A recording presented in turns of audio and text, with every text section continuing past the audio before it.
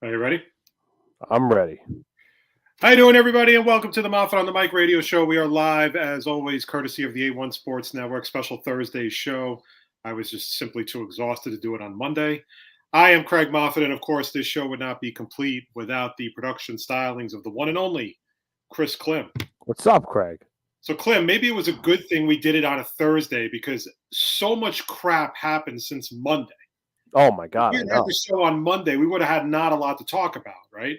Right. So in the span of Tuesday, Wednesday, and today, we have Aaron Rodgers staying in Green Bay, which we'll get to. We have Russell Wilson being traded to Denver, which we'll get to. We had Carson Wentz traded to the Commanders, which we'll get to. Khalil Mack traded to the Chargers today, which we'll get to. And baseball is officially back. Unless they decide at the very, very last minute not to sign the deal, the lockout is over. Baseball is back. We will be right now. Regular season will begin on April 7th. I'm not sure if they're going to lose. They're going to try to play a full season. That's what they're saying now. We're getting all 162 games right now. Okay, so that's actually a really good thing. So before we get into that, as always, you can follow the show on Instagram at Moff on the Mic. You can follow the show on Facebook as well. You can follow Klim and the A1 Sports Network on Instagram, Twitter, and Facebook. You can like our podcast, subscribe to our podcast, courtesy of Spotify and Apple Podcasts. Like, comment, and leave us a 5-star review because it makes us feel oh so special at the end of the day. If you want to check out some past interviews, we just had a really awesome interview with the one-man boy band, current Creative Pro heavyweight champion Eric James. That was a pretty badass interview, and that was pretty awesome. We always thank the Cap guys for coming on our show, and we always appreciate them showing their support for us by taking the time to come on our show. So, but we have a lot, and now what's crazy, Klim? Free agency begins at midnight. I thought it began at 6. No, midnight. Okay. So the question becomes, when you wake up tomorrow morning, and I'm assuming you wake up at noon, right? How many guys you think will be signed? I mean, big name guys. I'll say 5 big name guys will be signed. Like right now, do you think that players kind of already have deals in place with teams, or they've been discussing with teams where they? Yeah, you mean to tell me not like the Yankees and Freddie Freeman haven't been in talks, or the Mets and Chris Bryant haven't been in talks? There's no way they haven't. I mean, granted, yeah, you can't sign anyone, but there's no way they haven't been in talks, air quotes. Yeah. I only saw one quote, so. I know. I try to lean. I move my camera a little bit so you can see the whole neon sign.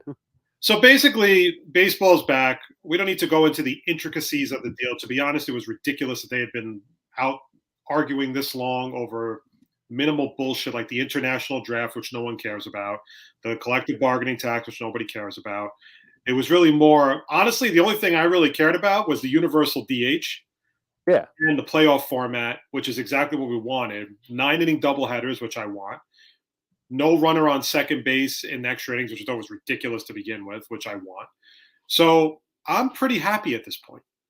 I have no problems with anything that, and I'm glad baseball's back because now I can enjoy a season of having Jacob deGrom and Max Scherzer as my 1-2 and Buck Showalter as my manager.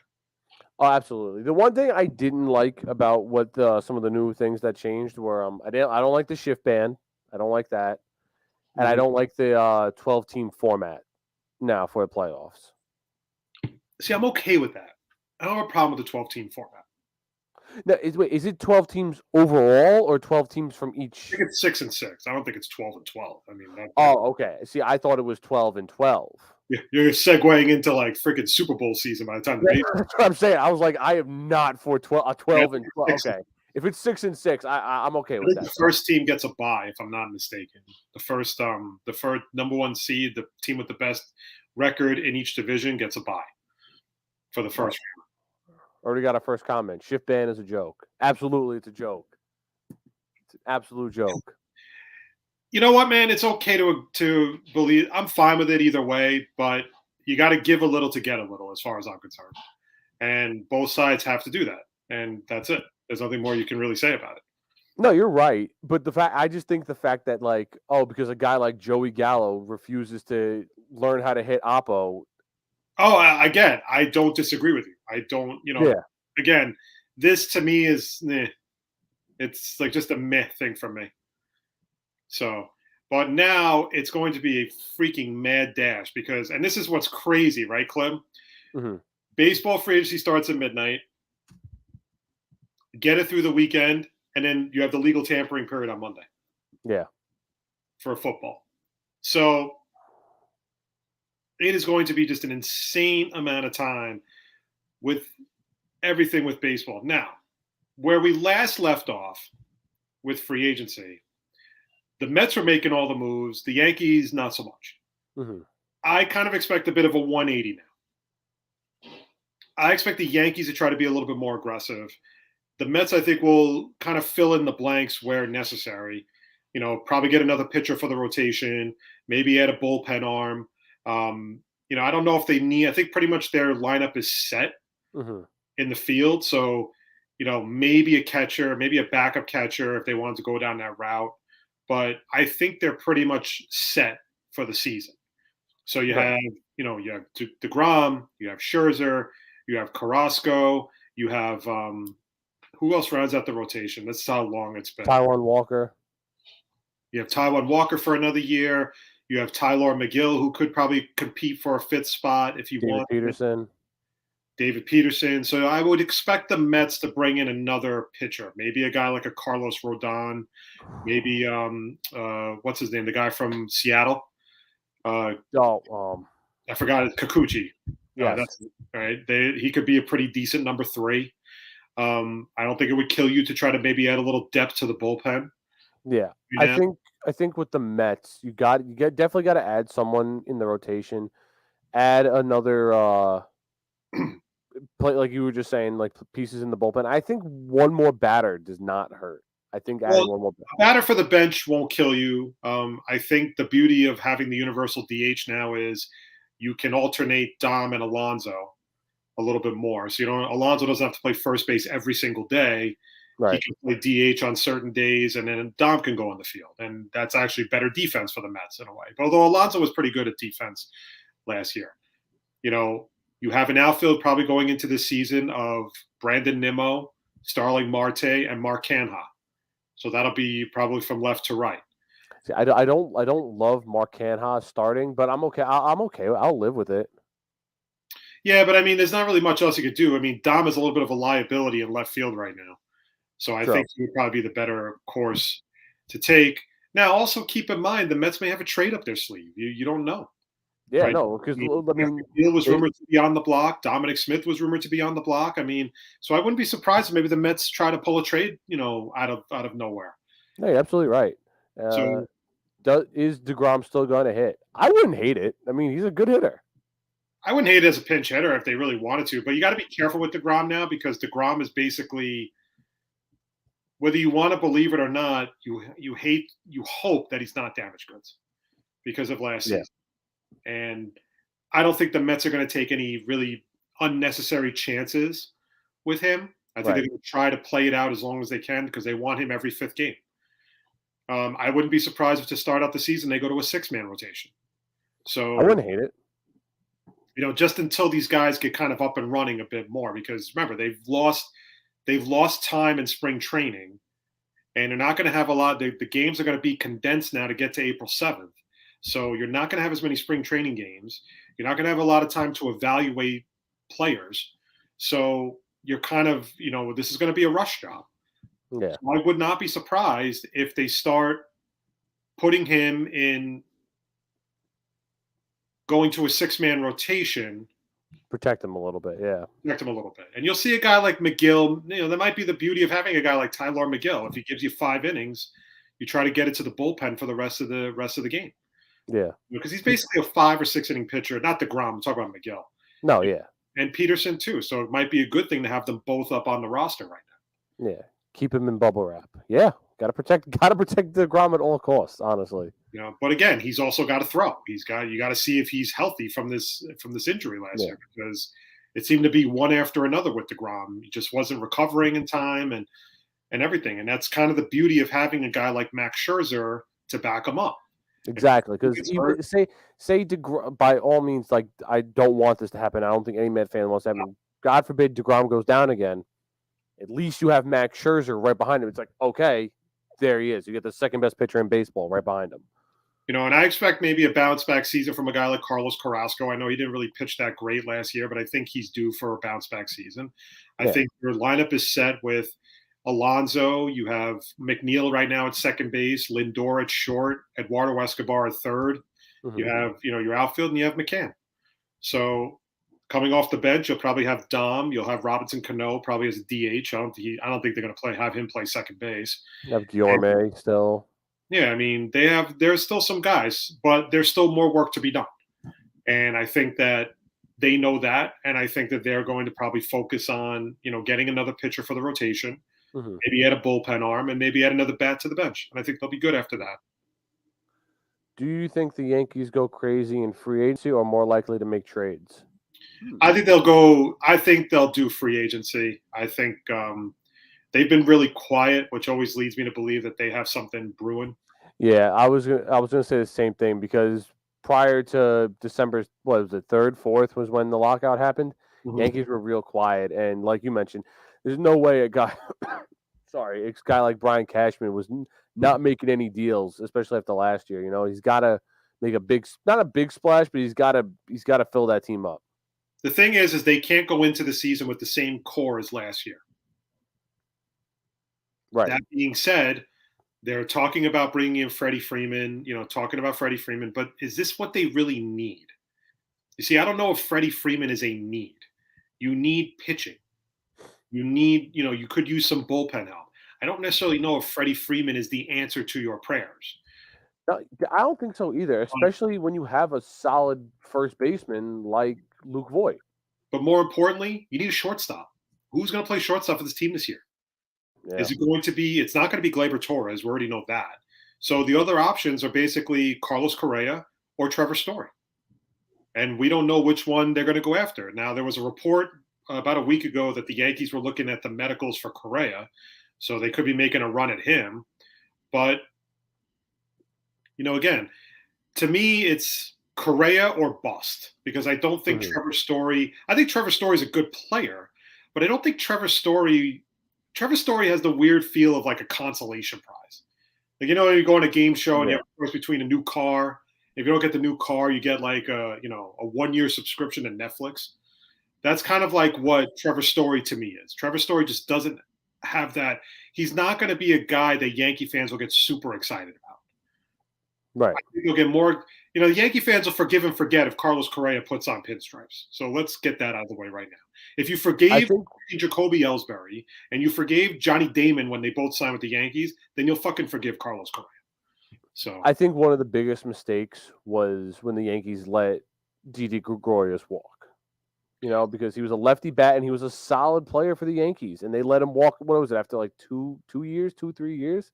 Yeah, he ran his contract. He went to Philly. I mean, he wasn't really that great with Philly either, though. But Yankees will sign Alderton Simmons and have Volpe up next year. I don't know who that is. Volpe, I guess, must be a prospect. Anthony Volpe is a top shortstop prospect. Oh, okay. Yeah, Andrelton Simmons is good defensively. I mean, that's really what the Yankees need because Gleyber Torres was a complete disaster in the field. So Andrelton Simmons will definitely give you defense. He's not as good of a hitter as he used to be, but he's definitely a good defensive shortstop. And it's not a terrible plan. It's not a bad plan at all. It's definitely solid. And a guy like Alderton Simmons can probably restructure his career with the Yankees, kind of like what Didi did. Didi was an okay shortstop when he was with the Diamondbacks. Then when he got to the Yankees, it was like, oh shit, Didi can play the game of baseball. Maybe Alderton Simmons can do the same thing. But I expect the Yankees to be more aggressive. Yeah. But what I also think is I think you're going to see a lot of teams be aggressive because part of what Major League Baseball wants is they want the smaller market teams to be more competitive when it comes to free agents. Mm-hmm. That's why of all the teams that make big signings this year, the Texas Rangers is one of them. Texas Rangers are not considered a big market team. Mm-mm. I don't think they are. They're not a team that everybody rushes to go to. And then meanwhile, you have They get Corey Seager. They get Marcus Simeon. They get John Gray. I mean, they definitely invested a lot of money. And there was one other guy they added. I just can't remember who it is. I think they added 4 guys overall so far, the Texas Rangers. That's a team right there. Same thing with the Detroit Tigers. Javier Baez was a big signing for them. Yeah. With this offseason. So the teams that you least expected to make that kind of push are making that push.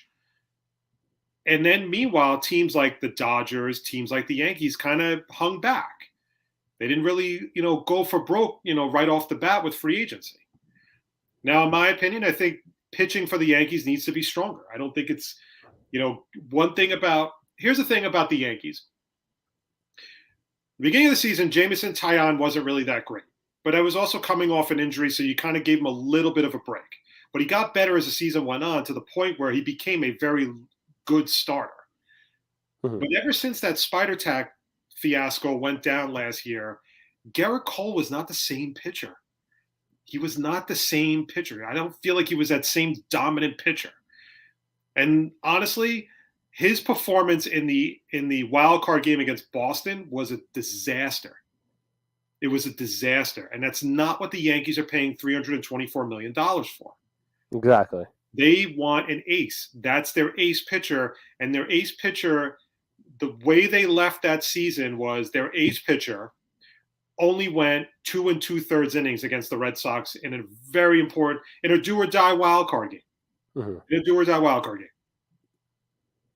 The rest of the rotation, to me, is a bit shaky. Severino was still hurt for most of last season. I'm not even sure if he pitched the last season at all. Jordan Montgomery was iffy. I mean, they're just – and then they remember when they went out and got Andrew Haney? And Andrew Haney turned out to be a complete disaster. So yeah, that's where they're going to have to play to their strength is really in the rotation. We already know they have the hit. We already know they have Stanton and Judge and LeMahieu and Voit. They're loaded. Glaber could have a bounce-back season this year because after having a terrible season last year. Gio Urshela is one of the steals trades that Cashman has ever made. So we know they have the hitting. The other guy you have to be worried about in that lineup is Aaron Hicks because he always gets hurt. Yeah. That's the thing with Aaron Hicks. I generally like Aaron Hicks, and I get why Yankee fans might not like him. But when he plays, he's good. He's a good player. We've seen that. The problem is, again, he doesn't stay healthy. When you invest that kind of money and he gets hurt, it's a bad look, man. Either way you slice it, it's a bad look.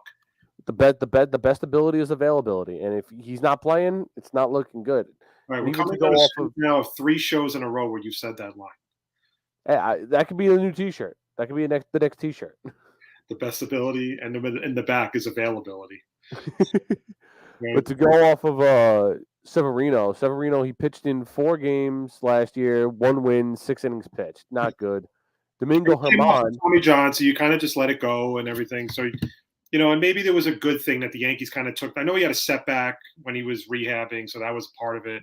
But I expect the Yankees to be more aggressive on this side of the fence. And don't sit on the Dodgers, too. The Dodgers may go after Correa. I mean, but Steven's comment, it makes sense. If they really like Anthony Volpe and they really think he's going to be, a top-notch shortstop, then Simmons can handle it for a year or 2, and then Volpe takes over.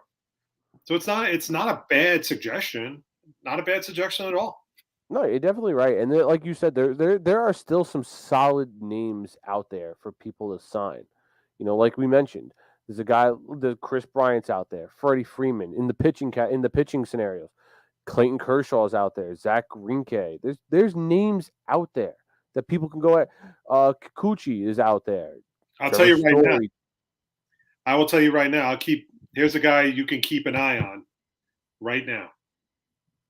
Probably going to get signed right away now that's universal DH. Nelson Cruz. Oh yeah. Nelson Cruz is going to get a big money offer to come to a team. I'm telling you right now. Bro, it's crazy how good he still is at this age because every year me and my friends do fantasy baseball, he slides like 9 rounds to where he was supposed to be drafted because no one's like, oh, this is the year that age is going to catch up to Nelson Cruz, and it doesn't. Now when when all you have to do is get up to bat 3 times a game, you don't have to play the field or do anything. Yeah, it's really insane. So watch. I'm gonna draft him this year, and this is the year he's gonna suck because Man, that's the kind of luck I I have can't in get into fantasy. fantasy baseball. It's so much of a full-time job. Oh, it's the worst. It's so terrible because you have to it's literally every day you check it. It's not like football where it's like, okay, yeah, you do your free agency on Thursday and then that's it. You line up, you're done. No, you have to check baseball every single day. It is an investment.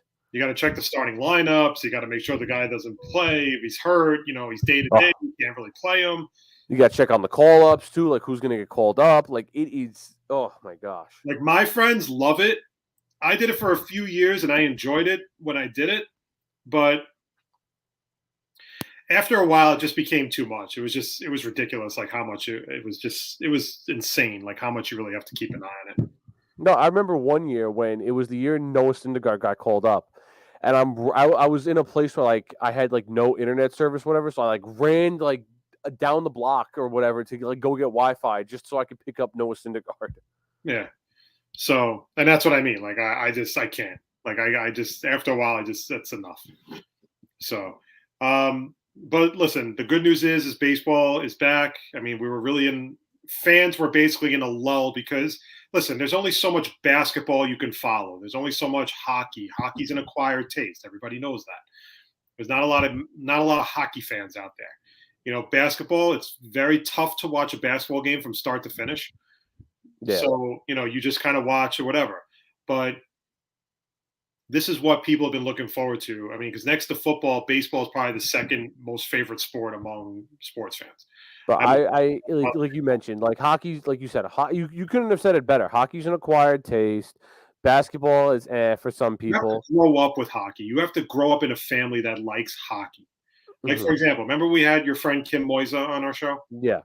Like, you can see that she eats, sleeps, and breathes hockey because Yeah. she's a huge Islander fan. She's an Islander super fan all the way. Okay. But there are just a lot of people who just don't really understand hockey or they just think it's pointless. So Right. nobody really watches it. But you really have to be like, I grew up an Islander fan since I was born. My dad went to one of their Stanley Cup clinching games. So, like, it just runs in the family. Right. Nobody can just dive into hockey and say, okay, I'm a fan of hockey. Like, you literally have to be growing up with it. Football, you can kind of kind of go in and out of it, and baseball too. I mean, but at the end of the day, when the fan base, when baseball fans are pining for opening day to be a national holiday, that's when baseball is definitely at best the number two because I think football is number one by far. Like there's just something about going to a baseball game, the atmosphere of the stadium, the smell of the grass, the sound of the ball hitting the bat. It's just there's just something about baseball that it's just different. It hits different.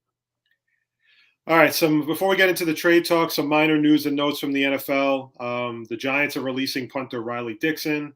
The Raiders are releasing linebacker Corey Littleton. And the Jets are re-signing LaMarcus Joyner to a one-year deal. I didn't hate that. I heard that. I saw that before we got the show started. I was like, all right, we need safety depth. I mean, we need it. Dude, he would have been a good player for us if he hadn't gotten hurt against Panthers. I mean, he got hurt week 1, tore his biceps. Nothing you could do about that. So, but let's dive into the NFL because then just this was like the baseball labor talks ending. The lockout being over was the cherry on top of this week so far. Because, it was funny because not that I thought this was going to happen, but I didn't really think that Aaron Rodgers was holding up all the quarterbacks from finding teams. And I'm not talking about the free agents because that's next week, but I'm talking about the guys who were rumored to be part of trade talks, guys like Russell Wilson, guys like Carson Wentz, Jimmy Garoppolo, just to name a few. And Rodgers, we were convinced, I think you and I were convinced that if he was going to go anywhere, he was going to go to Denver because of Nathaniel Hackett being the head coach. But he does a complete 180, and this is why I don't like Aaron Rodgers as a person, to be very honest, because he talks all this bullshit about how he's not happy in Green Bay, he's mad at the GM, He doesn't get along with LaFleur. He was pissed off and salty when they drafted Jordan Love. And it just goes on and on. Then he sends that cryptic Instagram post that made it feel like he was retiring. And it just continues. And he's a fucking drama queen. Everything Aaron Rodgers does is drama. It's this attention seeking. He's an attention whore. That's exactly what he is. He's a fucking attention whore. Okay? And so through all that bullshit that Aaron Rodgers was spewing, and then going on Pat McAfee's show with his anti-vax and lying about getting vaccinated, okay? See what I mean? Attention. 1,000%. He winds up, he hasn't officially confirmed it, but he's basically going to stay in Green Bay for the rest of his career. He's signing a 4-year extension, I think, in the range of like $200 million. So he eventually becomes he will be the highest paid quarterback, I think, in the league. After so it's $50 million a year. It helps the Packers out salary cap wise this year, but they're still over the cap. So it doesn't really, it helps them, but not necessarily like that much. Plus, they put the franchise tag on Davante Adams, so they're going to have Davante Adams back this year, which that was kind of a foregone conclusion. My thing with the Rodgers deal was, and I'm kind of annoyed with the Packers too, because if I was the Packers, and I'm sick and tired of listening to Aaron Rodgers bitch and complain. If I was the GM, I'd just be so sick and tired of Aaron Rodgers complaining. Bitching and moaning about this, bitching and moaning about that. I build a fucking team for you, and you still take them to the NFC Championship game. And you're still fucking complaining that you don't have enough. I mean, when does it end? Like, when does the Aaron Rodgers bitch fest just end? Yeah, because when you really look at it, like, he has weapons. Like, it's not really like, oh, we didn't really. He has Davante Adams, the best quarterback, the best wide receiver in the league. You have a great running back duo now of A.J. Dillon and Aaron Jones, and even the supporting wide receivers behind Adams. Sure, yeah, they're not fantastic, but they're not bad either. Adam Lazard is decent. Scantling is not a bad wide receiver. Like, these are they're decent guys. Granted, yeah, maybe you could have a little bit another piece, but Klim, he also has a solid running game with A.J. Dillon and freaking Aaron Jones. So the thing is I don't understand what Rodgers is bitching about. Mm-hmm. And if you were that salty with Green Bay and didn't want to be in Green Bay, then why are you accepting an extension for $200 million? Exactly. You know what I mean? It's like, it's all just drama, and it's unnecessary drama with Rodgers. And he loves making it about him. Now, at the end of the day, if there's one guy that gets screwed royally by this, it's Jordan Love. Oh, yeah. Because that is all you need to know about what the Packers think about Jordan Love. Because if the Packers really believed that Jordan Love was going to be their quarterback of the future, where they were ready to move forward with him, they would not have signed Rodgers to a $200 million extension. And quite frankly, it's not that I don't think Aaron Rodgers is a great quarterback. He is, and he's a Hall of Famer.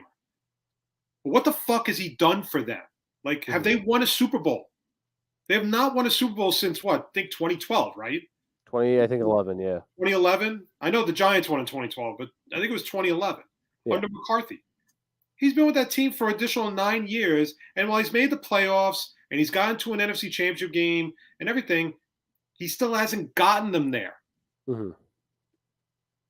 So is it LaFleur or is it Rodgers that's the problem there? Because everybody was saying how, McCarthy ruined Rodgers. McCarthy didn't develop Rodgers. What are you talking about? He's a Hall of Fame quarterback. He's a Hall of Famer. And you're sitting there, saying that Mike McCarthy didn't do enough for Aaron Rodgers. When is it on the player to do the work? Why are we always blaming the coach automatically? LaFleur's been there for 3 years now? He can't even get them to the Super Bowl. They had a bye week. They had a first-round bye, okay? And they had a home game. They had home field throughout the playoffs. Klim, they didn't even get out of the second round. They lost to San Francisco in the second round. So who is really at fault here?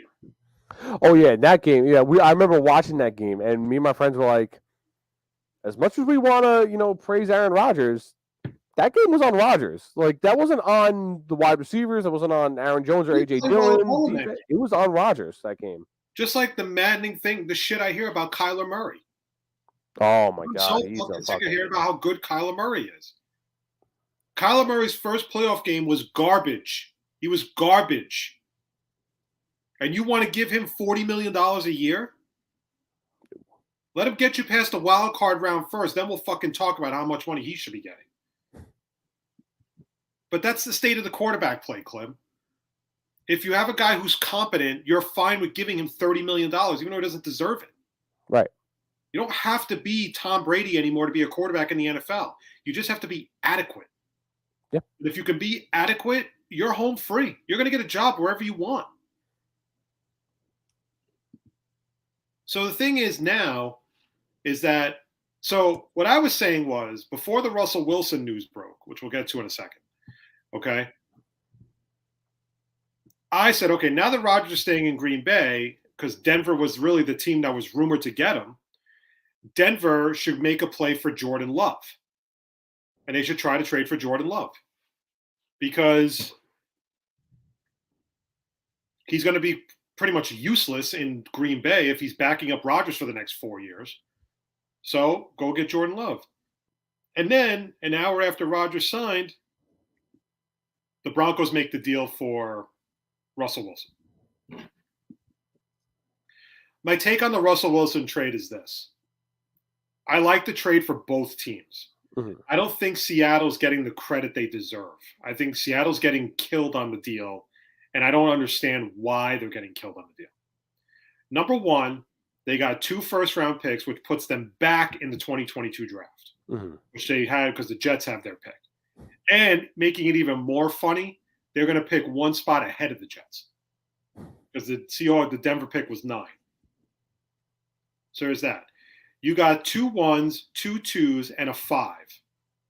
Okay? Plus, you got 3 players in the deal. You got Noah Fant, you got Shelby Harris, and you got Drew Lock. Now, Drew Lock will most likely be a backup this year. I don't know if he'll be a starter. My guess is the Seahawks will probably bring in a starter of some kind. Wouldn't be surprised if the Seahawks draft a quarterback like Malik Willis and put Lock on, just say, look, you need to show us that you're, because we'll just cut you. We don't need to keep you if we don't have to. Right. Okay. So the Seahawks, I thought, made out pretty well. And next year they're going to have 2 1s because they're going to have Denver's 1 and they're going to have their own 1 back. They have 2 second-round picks over the next 2 years. I think they have multiple second-round picks this year and next year. I don't see why that's a bad deal. Plus, Noah Fant is a good tight end, good pass-catching tight end, had a good season. Shelby Harris, I think, had 6 sacks last year for the defense. And then Drew Lock is kind of like, okay, it's Drew Lock. Maybe Drew Lock, maybe he'll be a better quarterback in Seattle. I don't know. But it's just to keep the seat warm for whoever takes over there. Yeah, when I saw the trade details, I'm like, this wasn't really that bad of a trade. Like, I mean, yeah, granted, you just traded Russell Wilson, and I get the people may not like that, but what you got in return wasn't all that bad. Again, you got a starting D tackle in Shelby Harris, who's decent. You got a starting tight end in Noah Fant to go with DK Metcalf if he's not traded. You got you got a first round pick this year. You'll have an extra first round pick next year, and you'll have an extra second round pick this year and next year. But let me ask you a question. Do you think the Seahawks would have been a good team with Wilson next year in the West? No, I don't think they'll be a good team. Playing the Niners twice, playing the Cardinals twice, and playing the Rams twice. No. Honestly, in all honesty, I think they come in last in that division, unfortunately, even with Russell Wilson. So, because they have no running back, they have the only wide receiver. They have Tyler Lockett and DK Metcalf, which is great. But we realized when Russell Wilson went down for a couple of games, if Russell Wilson's not manning that offense, the offense is shit. So the fact that maybe they're trying to start over, and that's what they're doing. They got, like you said, you got a tight end for the future in Noah Fant. You have a decent wide receiver core of DK Metcalf and Tyler Lockett, granted, if DK Metcalf isn't traded. You bring in a guy like Malik Willis, who is, I mean, personally, I don't like Malik Willis, but you bring a guy like him, or even a Kenny Pickett. Well, it depends. That was just a name I'm throwing out there. I mean, every guy like Kenny Pickett, whoever you bring in, it can maybe even entice Drew Lock. Whatever quarterback winds up in Seattle, if they go the draft route, is going to have to sit for a year anyway. They're not going to be able to throw him out there week 1. Yeah, and It would be ridiculous to try to even think that. But the point I'm trying to make is that a week ago, the Seattle Seahawks were saying that we're not going to trade Russell Wilson. We're going to roll with Russell Wilson. Now, all of a sudden, you fucking trade him. So you kind of sent a really mixed message to your roster as it is, to your veteran roster. So your veteran roster now is like, Jesus, now they just basically punted on the season because the season's over. Like without Russell Wilson, who's gonna quarterback the team? You're gonna go after Ryan Fitzpatrick. You're gonna go after Marcus Mariota, unless maybe you make a play for Jameis Winston, which wouldn't be a bad move for them.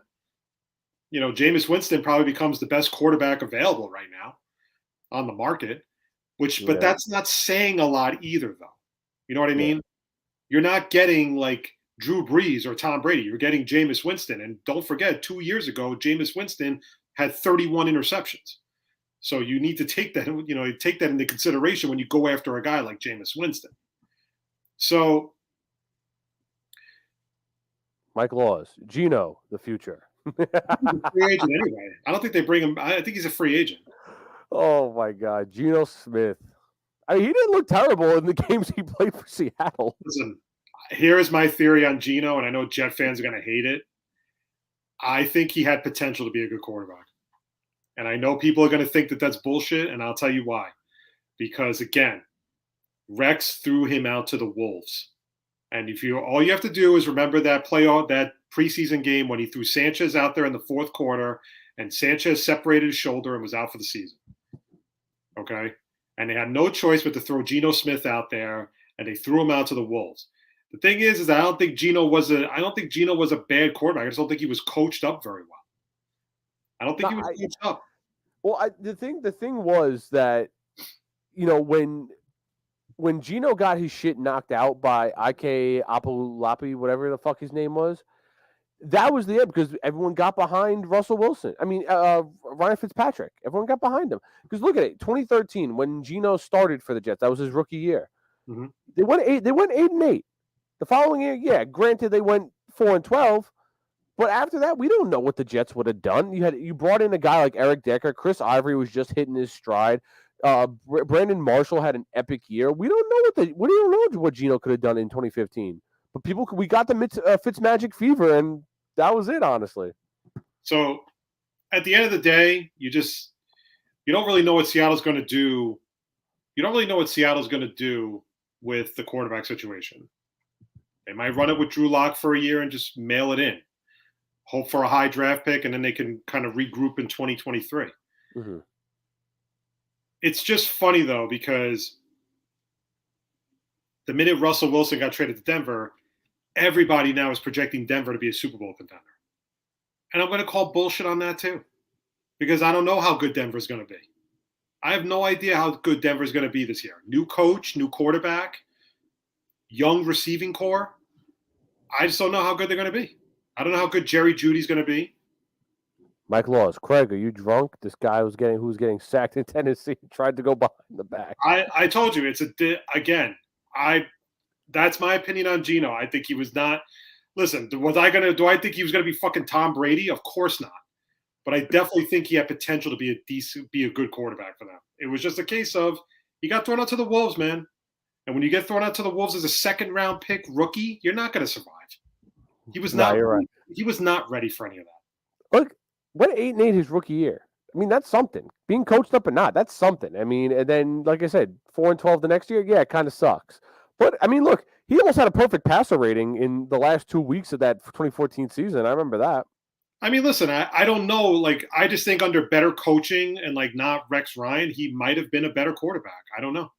I think it would have been better if, if Sanchez had played that year and let Geno sit for a year and then maybe have him take over in 2015. But that was it. There's nothing you could do. Yeah. But, listen, Geno's making money as a backup, and he's always going to find a job. He's winning.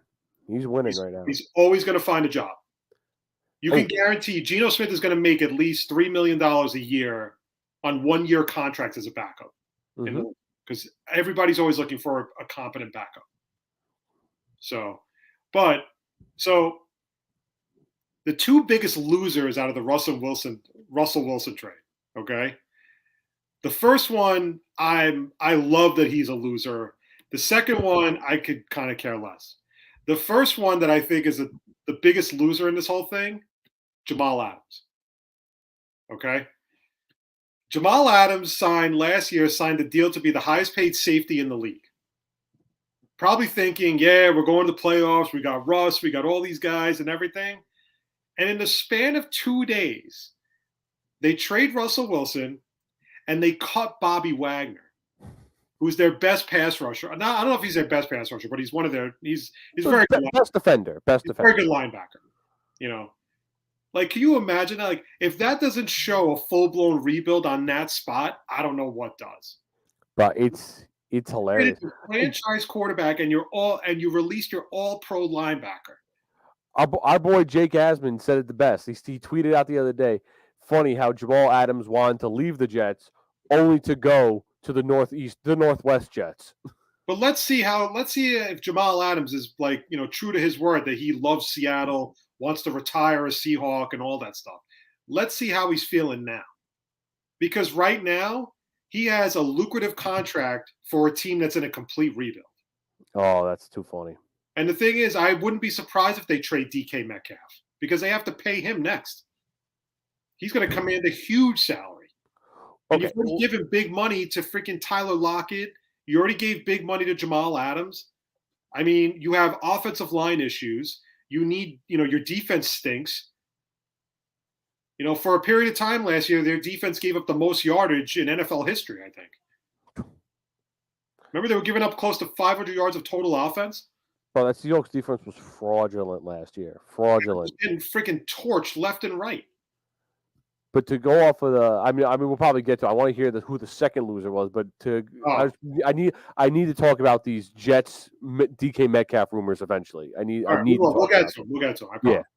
Okay. The second loser, because right now he's sitting and going, I am so fucked. Josh McDaniels, the Raiders head coach. So think about it, right, Klim? Not only do you have to play Russell Wilson twice a year, Patrick Mahomes twice a year, and Justin Herbert twice a year, but the Chargers just got Khalil Mack today. Oh, yeah, that's right. From the Chargers. So now you got to deal with Khalil Mack and Joey Bosa rushing your freaking quarterback. And let's not forget a potential Von Miller Broncos reunion. Okay. The AFC West just became stacked. And Josh McDaniels is like, oh, I am so fucked this year. Like, he's probably just like, Jesus, is there an out in my contract right now? Can I get out of here? Like, dude, like, it's one thing if it's like one guy goes, like Russell Wilson goes there, you can maybe deal with that. But now the Chargers, who I thought made a terrific move to counter the Wilson trade. Because they already have the quarterback. They already have Justin Herbert. They got their offense is set. They're good on offense. Yeah, they franchised Mike Williams, so he's not going anywhere. Keenan Allen is there. Austin Eckler is there. Now you have a defense that features a pass rush of Joey Bosa and Khalil Mack. I mean, like, if Derek Carr stays with the Raiders, he's a deep shit. Because what were the details on the Khalil Mack trade? The details were that the Bears get a second round pick this year, right, and a sixth rounder next year. But here's the worst part for Chicago. This is why Chicago is a terribly run organization. Chicago is eating $24 million in dead money. Dead cap money. Cause that's a terrible move for the Bears. That is an absolutely terrible move for the Bears. Well, when you look at it, it was like they made that trade. And what is it? Basically, it's a middle of the round, second round pick because the Chargers were what they go 9-8 last year. So it's to the middle to the bottom of the second round, basically. Well, that's making me think like with the Jets. I mean, Jets could have used the guy like Khalil Mack. I mean, we have the draft picks. But remember, he's getting old. He's also a little bit on the older side now. True, but I had no problem with the Jets getting Khalil Mack. So don't get that. I was going to say because But the question is that do they run a 3-4 in San Diego, in Los Angeles? Do they run a 4-3? The Jets run a 4-3. So I don't know if that does anything. We already have Mosley as our middle linebacker. So Oh, and he's a 3-4 guy. He is, right? I'm not sure. I think he is. I think that's part of the reason why they didn't go after him. But I mean, right now, like that division is freaking stacked. You have Pat Mahomes, you have Russell Wilson, you have Justin Herbert, now you have Khalil Mack, you have Joey Bosa, you have Travis Kelce, Tyreek Hill. Those games are going to be insanely good. And oh, by the way, Russell Wilson visiting Seattle this year on the schedule.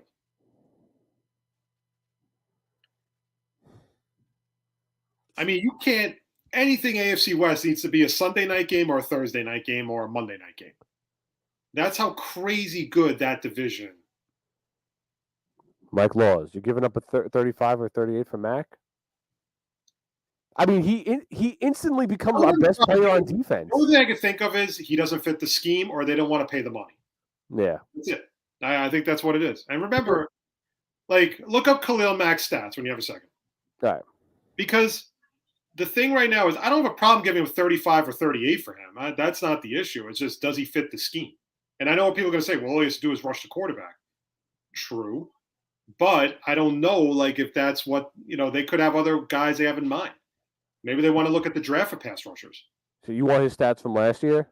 Give me the last couple of years. All right. Last year, he only played in 7 games, but he recorded 6 sacks, 19 tackles. Year before that, 9 sacks, 50 tackles, all 16 games. Year before that, 2019, 8.5 sacks, 47 tackles.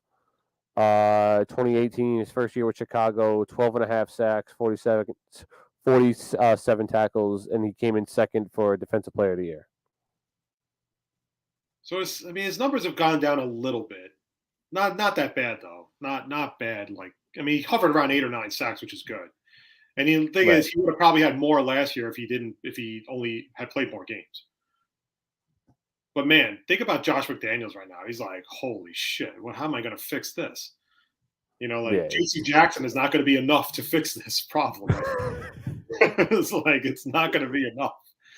This is holy shit. Jamal Adams, he's going to start bitching any week now. Oh, yeah. And you know what? He fucking deserves it. Yep. Okay? Because I remember specifically that asshole, when he got traded to Seattle, he was broadcasting live on Instagram, smoking a cigar, being a freaking jerk-off about going to Seattle because, of course, he doesn't conduct himself with any type of class. And now look at him now. Now he's going through another freaking rebuild where, quite frankly, the Jets could be in a better situation than the Seahawks, for all we know. I think we are. I think we're definitely in a better situation than the Seahawks right now. Because right now, truth be told, we don't know if the Seahawks are going to trade Metcalf. Oh. We don't know what the plan is. Like, you imagine? Yeah, honestly, you know what? Let's segue to it right now. Because there's been a lot of talk about DK Metcalf and the Jets. With the Jets possibly trading the number 10 overall pick for Metcalf, who's 24 years old, who's been a freaking monster since he came into the NFL, would give Zach Wilson exactly what he needs to go with Corey Davis and Elijah Moore. So, Klim, I'm going to give you the floor. You wanted to talk about it? Well, let's go. I have no problems trading for DK Metcalf. I would love DK Metcalf on the team, but I'm not giving up one of my top 10 picks to get DK Metcalf. I'm not doing. I cannot do it. I would. Okay. Funny. Okay. That's second round. Yeah, give him a second round pick. I don't care. That's a fair point. I'll give you that one because I was actually reading this article the other day. It was on one of the Jets pages, and they were trying to compare the DK Metcalf trade packages to what the Bills traded Stephon Diggs when they traded Stephon Diggs when the Vikings traded Stephon Diggs to the Bills, what the Bills gave up. And there was another receiver, and I can't remember who the hell it was, but it was basically the Bills gave up the number 20th pick overall in that draft. Mm-hmm. And I think they gave up 2 more picks. And there was another one, I can't remember. I don't know if it was the Raiders. I don't think it was the Raiders when the Raiders traded Amari Cooper to the Cowboys. But in all in told, DK Metcalf, the number 10 pick, is a lot higher than what the other teams gave up for number one receivers like Stephon Diggs, like Amari Cooper. I can't. I'm pissed because I cannot remember who the other receiver was that they had mentioned. It was like, but it was basically along the same lines. Yeah, if we had like a late first round pick, I would consider it more. Yeah, I would say, yeah, sure. But I would trade one of our second round picks for DK Metcalf, and then we could focus on drafting maybe like Kayvon Thibodeau at 4 and then Kyle Hamilton at 10. I have no problems with that. I just cannot give up one of my top 10 picks. I would much rather take Chris Olave or Drake London at 10 than trade that 10th overall pick for DK Metcalf. Okay, so here's what I'm going to say, first of all, about the DK Metcalf stuff. I would love DK Metcalf on the Jets. No question. Yes, agreed. You got to understand when you make a deal for DK Metcalf is you got to pay him. The Jets are going to have to pay him, not the Seahawks. The Jets are going to be the team that pays him. So if Joe Douglas is going to give up a first-round pick and have to give DK Metcalf big money, I'm not sure if he's going to be willing to do that. Mm-hmm. Because, again, you're talking about paying DK Metcalf as one of the highest-paid receivers in the league. I'm not saying Joe Douglas wouldn't pay the money. I think it's one or the other. Number 10 overall, I'd probably be more inclined to give up number 10. I'd definitely not give it up 4. No. But number 10, I would consider giving up. Second round picks, absolutely. I have no problem giving up second round pick. Mike Law is more like DK drop calf. I don't get it. Is he because he's hurt or no? Because me and him looked up his stats and he actually has a 58% catch percentage. That's 1% higher than what Corey Davis was doing. Right. Oh, so he's got the drops. Exactly. That's another thing. I can't be trading the 10th overall pick for a guy who drops the ball almost 50% of the time. Okay, fair point. Again, I'm Jet fans who are listening to this, whether it's on here on Facebook, YouTube, Twitch, or you listen to the podcast later. I'm not saying I don't want DK Metcalf. I would love DK Metcalf, but you cannot justify trading the 10th overall pick for DK Metcalf. I would much rather have the speed of Chris Olave, who we all saw crush it at the combine, and we're gonna when Drake London does his pro day at USC, we're all gonna be glued to that TV because we want to see what Drake London can do. But see, I'm curious with where the Jets are going to go in the draft. Like I was thinking a lot about this, and the truth of the matter is, first of all, I'm going to put this to rest right now. This is not breaking news. This is not a groundbreaking opinion or anything like that. If Kayvon Thibodeau is at number 4. He is going to the Jets. Yes. He is not going past number 4 because if you pass on Kayvon Thibodeau, knowing full well that one of your weaknesses was a pass rusher, getting to the quarterback, then the Jets organization is completely hopeless. Okay? You need that pass rusher. You need that defensive end to go with John Franklin Myers, to go with Quinnen Williams, to go with Bryce Huff, and to go with Carl Lawson. You need those pass rushers, and you need Kayvon Thibodeau because that is how Saleh's defense is predicated. It is predicated on getting to the quarterback. You don't need Pro Bowl players at the secondary position if your guys consistently get to the quarterback. Right. That is what Saleh's defense is predicated on. And I'm fine with that. Mock drafts. I am so sick of these mock drafts that are showing me Kyle Hamilton at 4, Derek Stingley at 4. It's not going to happen. They are not drafting Kyle Hamilton number 4. Maybe if Thibodeau goes 2 or 3 and Hutchinson goes 2 or 3. I'll say because that's the only thing that makes sense because I'm fully convinced we're not drafting an offensive lineman with our first 4 picks. If we get like a guy like Brandon Scherf, Ryan Jensen, or released today Roger Saffold in the free agency, because then we don't need an offensive lineman because we have to assume Mekhi Becton is going to be healthy for this year and going to be starting for us. So if he is, you would have an offensive line of... Well, okay. What I think is going to happen is if Thibodeau is at 4, I think they take Thibodeau. If Hutchinson is at 4, they're going to take Hutchinson. Yes. They're not getting past number 4. If neither one of those guys are there, I think they will. I don't know how much they like Evan Neal, so I can't really say for certain because a lot of the mocks now I'm looking at are showing Ike Ekwonu being the number 1 pick because he had a really good combine and Neal didn't participate. So maybe they take Evan Neal. I'm not sure. See, at 10, I could see them taking a guy like Trevor Penning from Northern Iowa, the offensive tackle. They really like him. Tyler Linderbaum is a pod. Do you see the latest rumor was that the Jets might release Connor McGovern and try to save him? Okay, then that's huge. Then, if that's the case, if they But release him, I don't want that. I think Connor I like McGovern. McGovern. Connor McGovern was good last year. You don't need to get rid of Connor McGovern. But here is another fact. Here is another interesting notion. Draft Tyler Linderbaum and move McGovern to right guard. See, that's what I was talking to Mike Laws, and he'll probably comment on this. Play guard.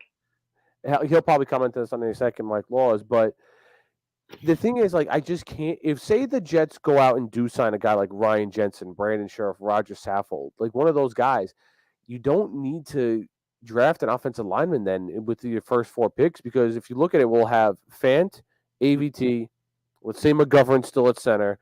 We signed Brandon Scherf, and then you have Mekhi Becton at right tackle. That's your offensive line. You can't waste an offense. You can't waste one of our first 4 picks on a guy. As much as I love Trevor Penning, I think he's the best offensive lineman in this draft.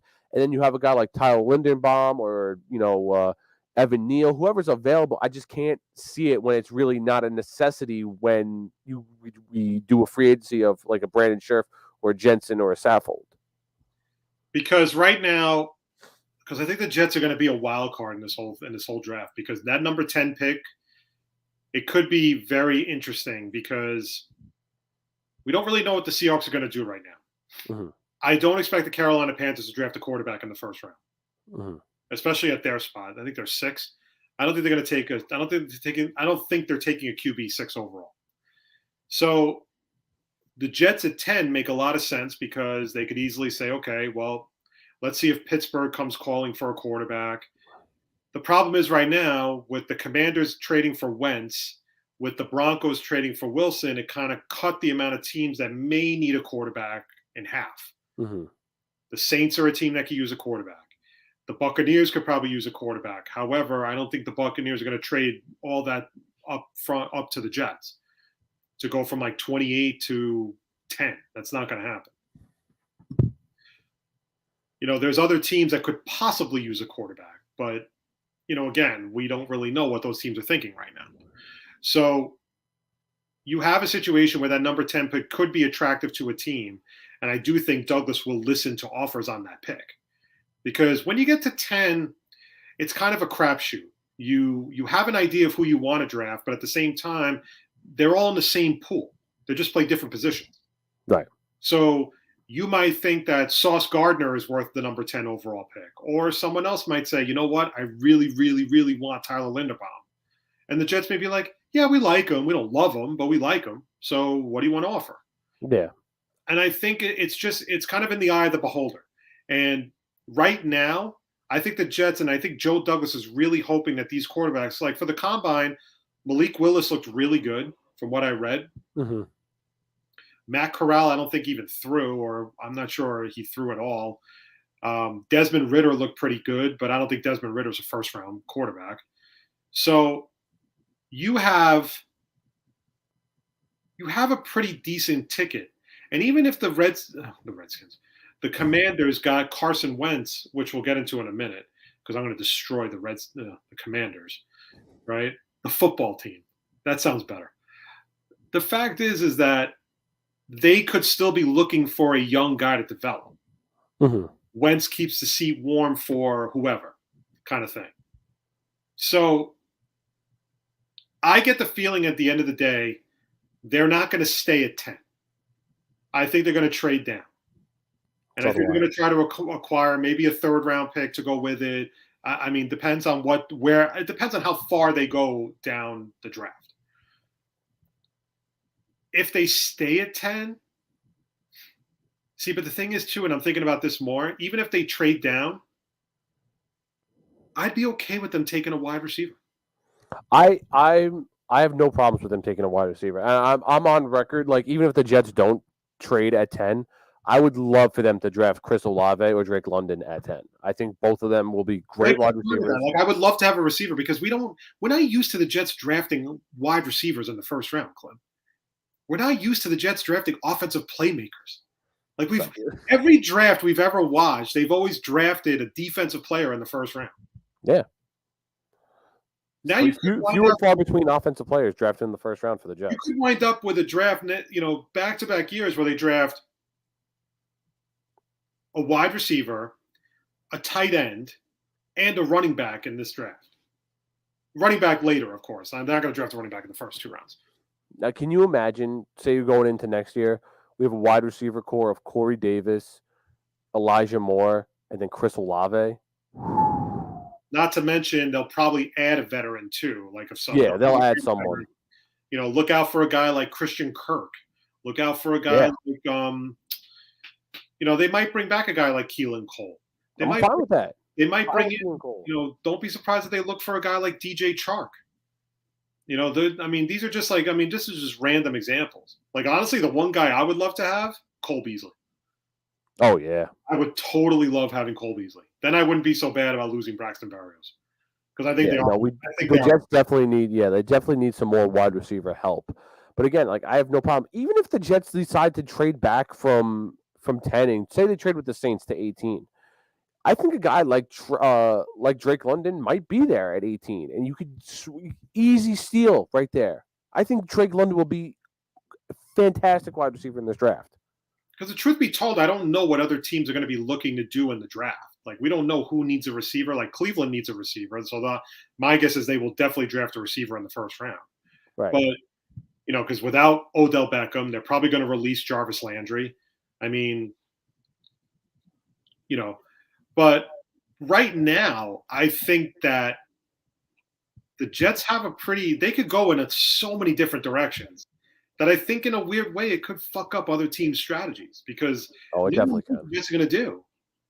No one like you said, like the Jets can go in so many different directions. Like if they wanted to draft a cornerback at 10, they could draft Sauce Gardner. If they wanted to draft a wide receiver, they could draft Chris Olave. If they wanted to draft a linebacker like Dakobu Dean from Georgia, they could do that as well. There's so many options on the table for the Jets to do at that 10th overall pick. And if they wanted to trade back, say the Eagles were like, fuck it, we want to move up and get this guy. Mm-hmm. They have a surplus of first-round draft picks that they want to trade. No, you're absolutely right. By all means, it is open season right now for Joe Douglas. So overall, as we recap, Rodgers is still a tool at the end of the day because he's just a fucking attention whore. And I'm so sick and tired of listening to him bitch and complain every time the season's over about this and that. And then he winds up just staying in Green Bay. Okay. Green Bay should have cut their losses. If you want my honest opinion, Green Bay should have just cut their losses with him this year and just traded him and just been like, okay, you know what? Like, I'm sick of your bitching. I'm sick of your bitching and moaning. I've had enough. Just get the fuck out. I think Russell Wilson will be a good quarterback in Denver, but the thing is, do I think they're a Super Bowl contender? No, I don't. And until you tell me otherwise, I'm going to think that. I think they're an average team. Mm-hmm. New coach, new scheme. I don't know. I have no idea how good Russell Wilson's going to be. Throwing passes to Cortland Sutton and Jerry Jeudy. Having a running back like Javonte Williams. His offensive line is not that great in Denver, just like it wasn't that great in Seattle. Right. So, we'll see how it goes. Plus, again, you're moving to the AFC West, which is just as tough of a division, if not tougher, than the NFC West. Especially now that the Chargers got Khalil Mack. And you still have to deal with Patrick Mahomes twice a year. And, again, so it's tough to really say how good Russell Wilson's going to be for Denver. Do I think they're a Super Bowl contender? Maybe. Like, until otherwise, though, I just think they're average. And I think it all leads past Kansas City anyway. So, and finally, we got to talk about the Commanders, who, Klim, again, I feel like I can run a team better than some of these fucking general managers. All right? Why would a team? First of all, here's the thing about Carson Wentz. The fact that Frank Reich is ready to give up on him after one season should have been red flag number one for Washington. Why are you going to trade for this guy? what is this guy going to do for you? Do you really think he's going to make you that much better than what you were when you had, not what's his name? Heineke. Yeah. But even when you had Fitz last year or the year before that, like, is he really going to make you any better? Because I don't see it. But here's the worst part. You give up all these picks, right? You flip-flop second rounders with the Colts this year. You give up a third, which becomes a second rounder if he plays 70% of the snaps, which is what, of course, that's going to happen. And you give up another pick too. I think you gave up it's like a second rounder, a third rounder, and another pick after that. Yeah, third rounder, a conditional second rounder, and I think another third rounder. But like, is Carson Wentz really worth that much? No. Is Carson Wentz like? But I don't understand why teams think that he is the answer. Like, you just watched an entire season of him playing average football in a do-or-die playoff game, a do-or-die Week 18 game, where they needed to win just to stay alive for the playoffs. He goes out there and has a tremendously shitty game against the Jacksonville Jaguars, who currently own the number 1 pick in the draft. Why does Washington think that this guy is the answer? And it's not like Washington, the Commanders have, good players around him, like a number 1 wide receiver. Yeah, you got Terry McLaurin. After Terry McLaurin, it is nothing. There is nothing there on that Commanders defense. Nothing to get excited about. Yeah. Okay. And it's like you mentioned earlier. It's like you just need a capable quarterback to get you there. But I'm so that's what Carson Wentz is. But why do we why would you take the bait? Like, why would you give the Colts are probably going to have no choice but to release him, because nobody else was going to trade for him. The Colts pretty much had said they were not moving forward with him. Mm-hmm. So they had no choice. They were going to have to release him. You spelled Carson wrong, by the way, on the thing. Oh. I don't know who Carson Wentz is, but but again, dude, it's like now the Commanders and Ron Rivera think, well, yeah, now we have Carson Wentz, so we're going to go, he's going to take us to the playoffs. There's something that you guys don't know about Carson Wentz that I know. Well, what is it? Because all I see is mediocre quarterback play. Yeah, he's okay. He's capable. That's what he is. Like you mentioned earlier, a capable quarterback will get you to the playoffs, and that's fine. But it's only a capable quarterback can get you to the playoffs when you have, 1, a good offensive line, 2, weapons around him. Like there's no weapons. You have Terry McLaurin. That's great. Everyone else, dog shit. You have Antonio Gibson, who's an okay running back. I like him, but it's okay. That's it. You have an offensive line where you're losing your best offensive lineman in Brandon Scherf this upcoming season. There's so many holes on this offense that Carson Wentz is not going to be the answer this year. Carson Wentz may be the answer in a couple of years, but are you really going to hold on to Carson Wentz for 3-4 more years? Probably not. But the thing too is, Klim, the guy's got an attitude problem. His teammates don't even fucking like him. I mean, I don't get it. I just don't see what the Commanders see in him. Where they sit there and they say, yep. It's like when the Jets hired Adam Gase coming off a 4-12 season. What did you see in him that, like, you said, yep, that's my guy? Like, it's the same thing with a quarterback. And this is the worst year to need a quarterback. But I would have rather taken my first-round pick, drafted a kid, and then signed somebody, tried to go after a guy like Jameis for a year. You could have given Jameis a 1-year deal for like $15 million if you really wanted to be your starting quarterback. But instead, now you're going to be on the hook for $28 million of Carson Wentz's money. Mm-hmm. And the Commanders are going to be a bad team. They're probably going to be a last-place team. Because actually, the Giants are going to be better than them. But it's just like, I don't understand the logic. Why do teams think they can fix these guys? You might have been better off just talking to the Panthers about trading for Darnold. As long as they're willing to eat some salary, I mean, why not? But You're right. You're absolutely right. I'm so tired of these teams that think that they know something that we don't. Like, we don't watch games every Sunday. We don't see the highlights. We don't see the stat sheets. But they apparently see something that we don't. No, you're absolutely right. And again, that's why the Washington Commanders are going to fucking suck for the next few years, because they don't make sound decisions. Like, if they gave up some late round picks for Carson Wentz, like a fifth, I could be like, okay, that's fine. That's fine whatsoever. I don't. But the fact that you gave up a third and a second. But sometimes the draft capital, it means nothing. It's about, you're trying to win football games. You're trying to get to the postseason. I mean, listen, if the goal of this season for the Commanders was, hey, let's just go 7-10. As long as we go 7-10, we're good. Then by all means, bring Carson Wentz in. But your goal has to be to get to the postseason. Carson Wentz is not going to get you there. He's not going to get you there, especially with the talent that's on that team. Exactly. It's not like they were a decent quarterback away from being good. They're a whole shitload of problems away. Like I said, you only have Terry McLaurin and Antonio Gibson. That's nothing. That is literally nothing. You need more wide receivers.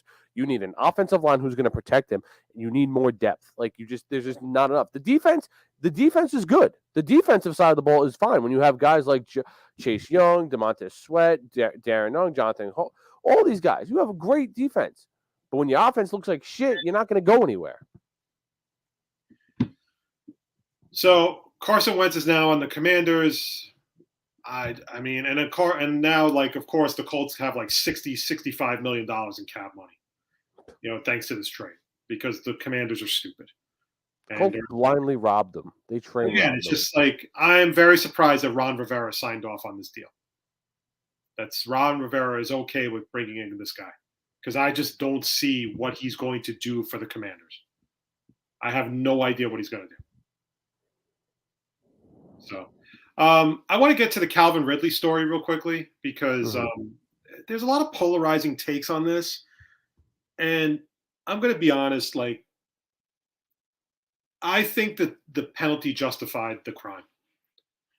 I think you got to send a message to these players.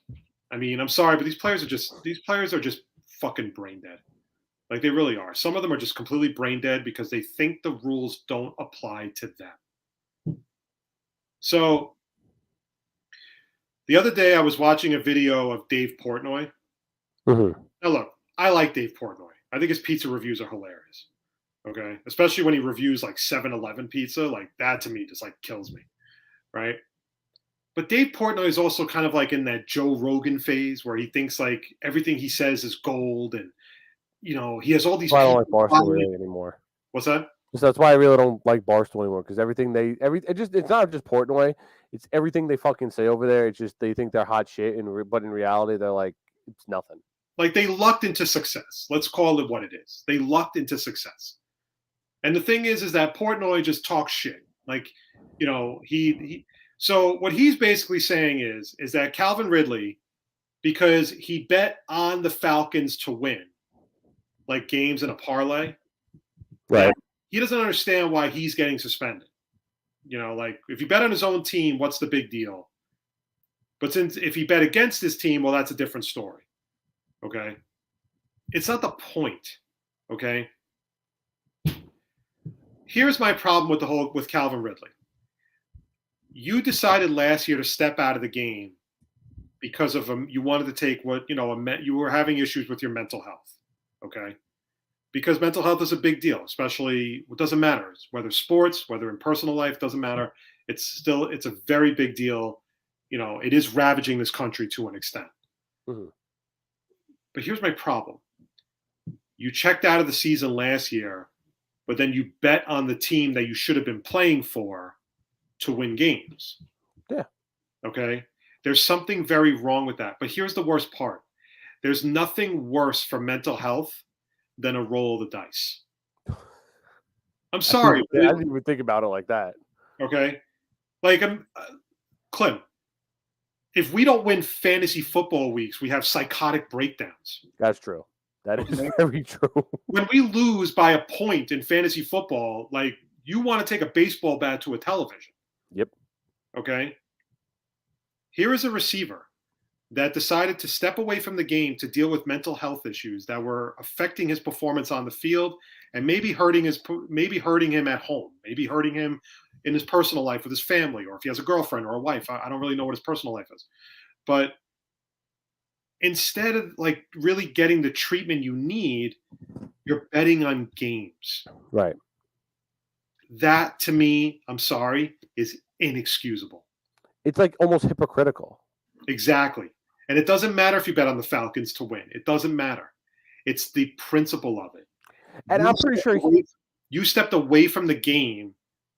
And in that time away from the game, there's records of you gambling.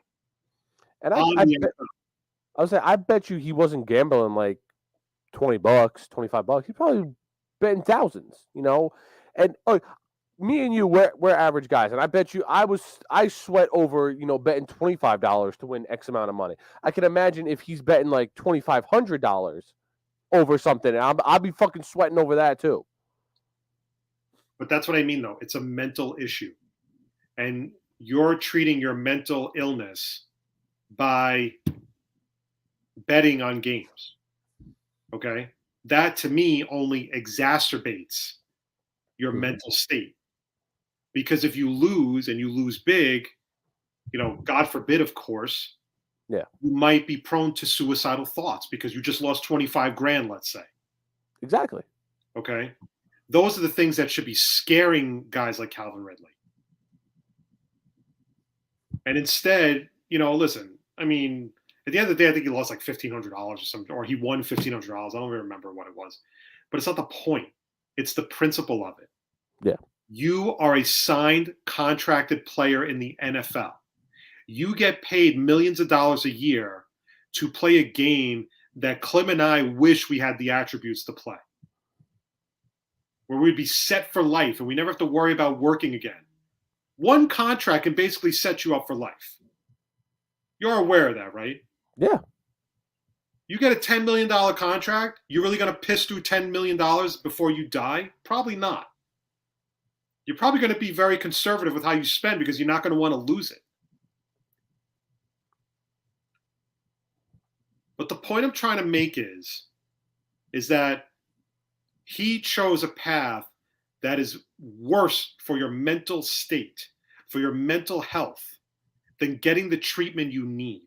Mm-hmm. Now, the one thing I give the Falcons a lot of credit for is they had class. They knew this was coming, so they didn't try to trade him before it did. They could have easily said, "Okay, we're going to trade you, and we're going to honor you." Yeah, Jets, you want to take him? We'll take him for a second-round pick. Well, that was one of the things I said when this came out. I was like, it would have been so Jets-like to trade for him before the suspension, and then he gets suspended because of this. Yeah, it would have been so New York Jets for it to happen. And the thing is, if I was the Jets, I would have probably sued the Falcons for like some kind of malpractice. Because I'm like, you guys had to have known this was coming down. Like, you can't tell me you didn't know this. Oh. Okay? Now, the argument that's being made by a lot of like sports writers and everything is, well, the NFL can't have it both ways because all over TV and all over internet on their websites and everything, they're advertising the FanDuel Sportsbook and the DraftKings Sportsbook and Daily Fantasy. You know what?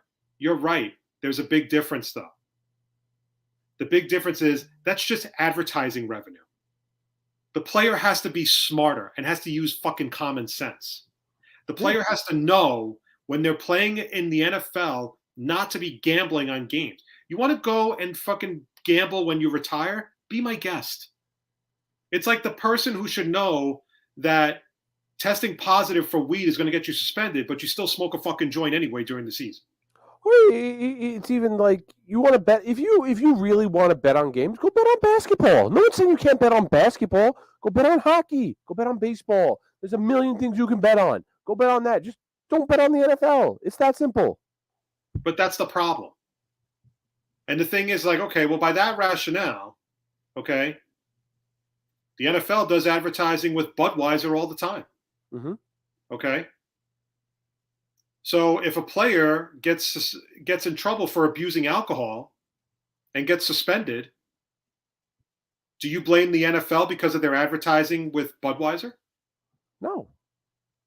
Or with Jim Beam or whatever other, Coors and all the beer brands? Do you break their balls for that too? Like, you can't make that is one thing has absolutely nothing to do with the other. That's my point. Okay.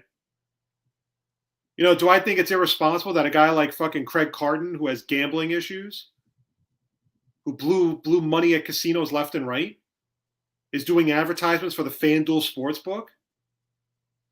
But they don't give a fuck. No. And you know what I love about those commercials for FanDuel Sportsbook? At the very end, this is what they run through really fast. If you or anyone you know has a gambling addiction, please call this number. And they say it so fucking fast, you don't even pick up on it. But the point of the matter is like Calvin Ridley should be using common sense, just like every other NFL player should be using common sense. Okay?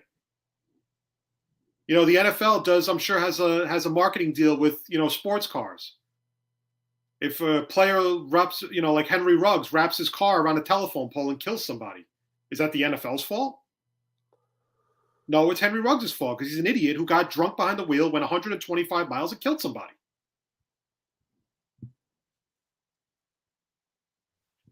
No one wants to give the player give him the accountability.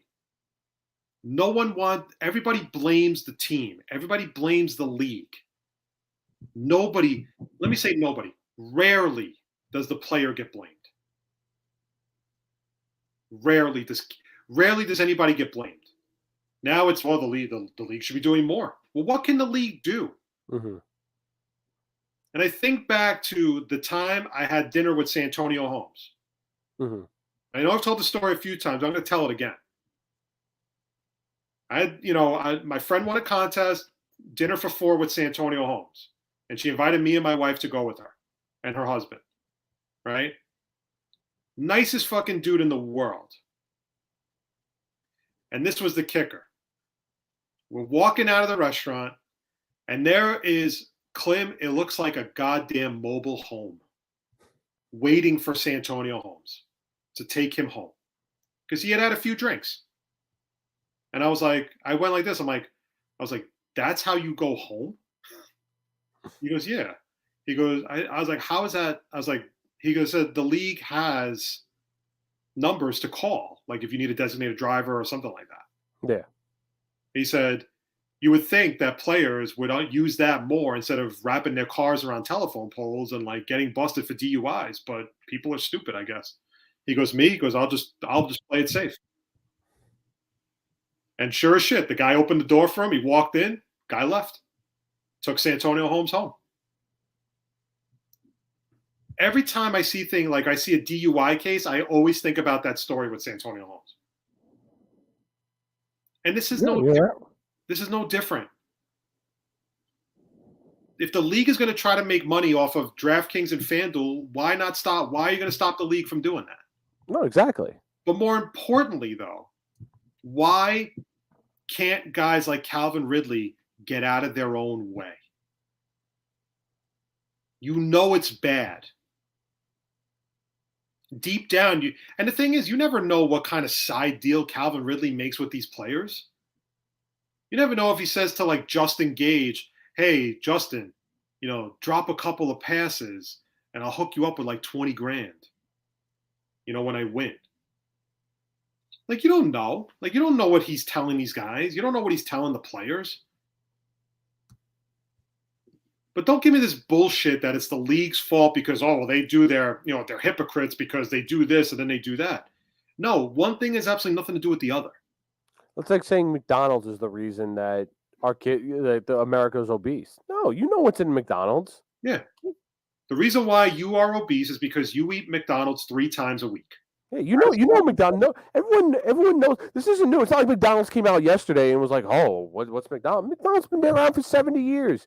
You know it's bad for you, but you still continue to eat it. It's not there. It's not McDonald's fault. No.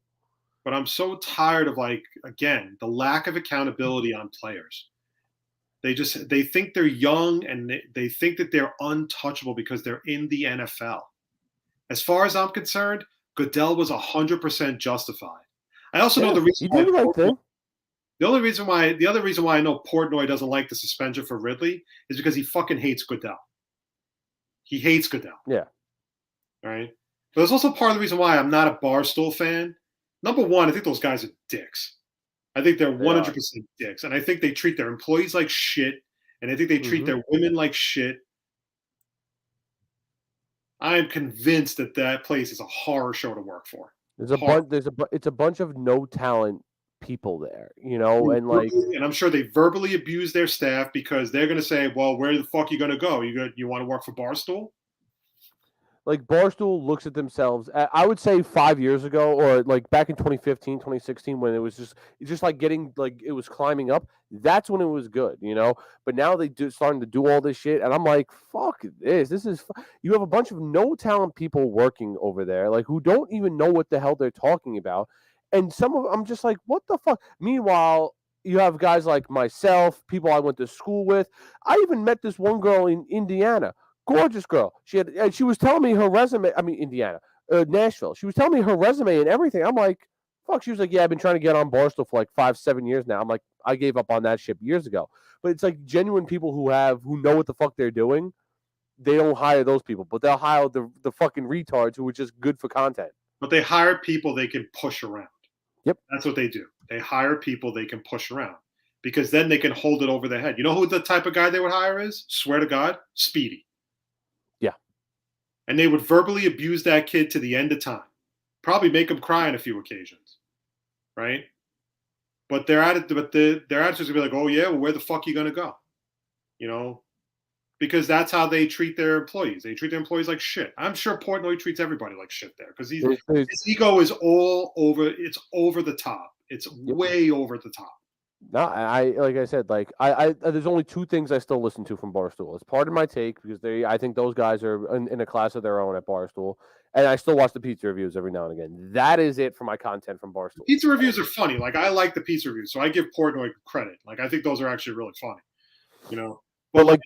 But there's like the Chicks in the Office, KFC to an extent, like all these guys. It's just like.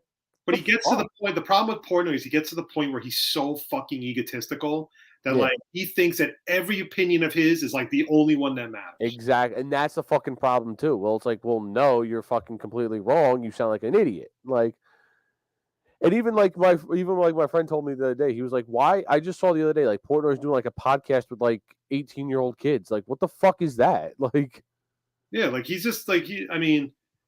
Like I said, I like his pizza reviews. Like during the pandemic when he did the frozen pizza reviews, I thought those were actually pretty funny too. But it's just like he just says shit and he thinks his word is God. Yep. And that's part of the reason why I'm not as big of a fan of Rogan like I used to be. I loved Rogan at UFC. I still do. I'm a big Rogan fan for UFC. His analysis is great. But then he starts getting on his podcast bullshit where he starts telling people shit about ivermectin and all this stuff. What works for you may not necessarily work for me. Mm-hmm. So if you start telling people to go take ivermectin and I take it and I die, what the fuck are you going to do? You're going to sit there and you're going to be sad for me that I died listening to you?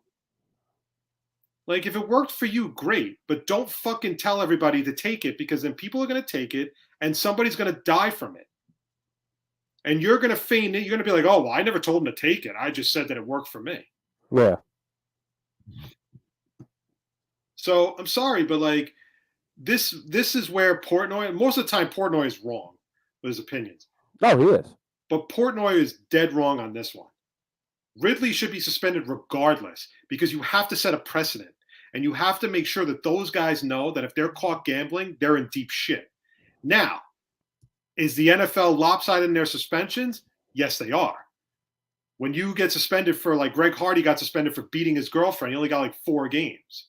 Ray Rice got suspended, I think, for 2 games for when he knocked out his girlfriend in that elevator. Mm-hmm. Okay? I mean, their careers are pretty much over by then, though. Ray Rice's career was done after that incident. But again, Yes. Do I think it's a little bit all over the place? I do. But this is one time where I'm going to say Goodell is 100% right. The punishment definitely fits the crime. And Calvin Ridley should know better, because if you're going to leave the game, step away from the game to deal with mental health issues and just kind of get yourself back on track, the last thing you should be doing is fucking gambling. Because that's exactly what's going to take you over the edge. That's exactly what's going to be the difference between you getting yourself together and you jumping out of a fucking building because you just lost 50 grand on a game. Yep. These players have to be smarter.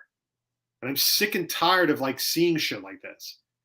These guys have no common sense. That's exactly what's killing the NBA right now. Is it's not a question of the talent. It's the fact that the guys in the NBA are just fucking immature. Mm-hmm. They're young and immature. They don't know how to listen to coaches. They don't have any discipline because they go to college for 1 year, they jerk off in college, and then they go right to the pros. They don't know how to be professional. They don't know anything. That's why you see after these guys within 2 to 3 years, they want off the team. They want to go somewhere else. Portnoy's dead wrong. Dead wrong. And the thing is, at the end of the day, the NFL is they're not hypocrites. It's one thing has absolutely nothing to do with the other, because one thing has to do with advertising revenue, and the other thing has to do with something that's a major problem that's honestly on the player, not the league. Calvin Ridley should know that if he's going to bet money on his team to win a game, he's got some issues. Yep. And he's not solving those issues by betting on games, especially betting on your team to win. It doesn't matter if you bet on your team to win or bet on your team to lose. You should not be gambling at all. Yeah, absolutely right. You want to, when you retire, right. It's like what I say about the people that smoke pot during the season and get caught. Okay? The day you retire, the day you put in your retirement papers and the NFL says, thank you, we wish you all the best. You want to go home and do fucking bong hits all day? Go ahead. You're not part of the league anymore. It doesn't matter. You can do whatever you want now. But when you're an employee of the league, you abide by their rules and stop trying to skirt the system all the time. And that has always been my issue, is that players are just dumb. It's not a question of anything else. They're just stupid. They just do stupid things, and they deserve to get in trouble. And this is one time where I'm going to say that Goodell got it right on Calvin Ridley. Right, absolutely. He absolutely did.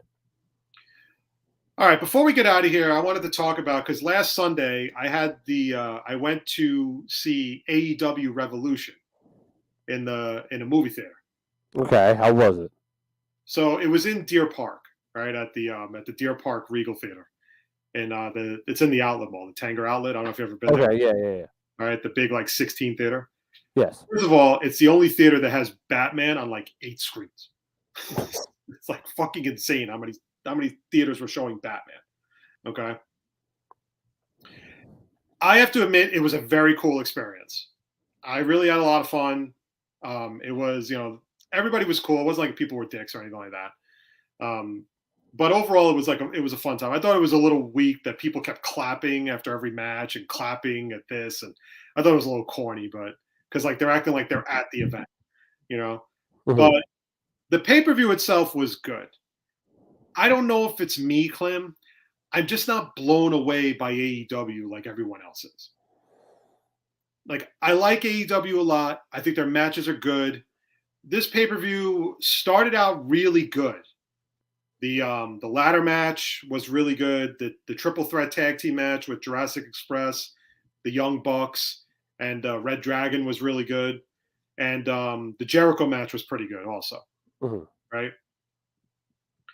The one thing that's killing AEW right now, they have no women's division. Yep. The women's division stinks. It's terrible. And these matches, they've put 2 matches on the card, which I thought was a bit much. That's another thing AEW needs to stop doing too. They put way too much on these cards. This pay-per-view was over 5 hours. Yeah, it was. That's way too much. Way too much wrestling. I'm sorry. I love wrestling, but I can't sit through a 5-hour pay-per-view, especially in a movie theater. Now, the beauty of the movie theater is the ticket was only $16. Really? That's not bad. Yeah. Whereas if you buy it on pay-per-view, it's like $40 to $50. Yeah. So I was perfectly fine with seeing it in a movie theater. And I would probably do it again if they did it again. Okay. The Punk match was good, but I thought it dragged. And again, I'm not a big fan of MJF wrestling. He's a great heel on the mic, but I don't think he's a great wrestler the way everybody makes it out to be. So, I thought it was cool. Punk came out in his Ring of Honor gear, and they put because kind of piggyback off of Khan buying Ring of Honor and stuff. So that match was good. It wasn't great. The two women's matches to me were crap. I didn't think they were any good. It's No. it's. Jake I will say though, like I do like Britt Baker and I do like Thunder Rosa, but after those two, it's like it's a far drop off. Britt Baker's matches, it's the same fucking ending. It's interference from Rebel, interference from Jamie Hayter. It's like enough already. Enough. Can we just have a fucking one-on-one match where somebody wins the title and somebody loses? It was like on Dynamite this past week, right? Scorpio Sky wins the TNT title from Guevara, which I like Scorpio Sky, so I'm okay with that. But you know what I didn't like about it? It ends with interference. Mm-hmm. Sammy Guevara did a 680 and missed Scorpio Sky and went through the table. He goes back to wrestle, puts on a freaking insane match, and it ends with Scorpio Sky hitting him with the fucking belt. And that's how he gets pinned. That's lazy booking. You can't have a match that good and that shitty. Right. Okay?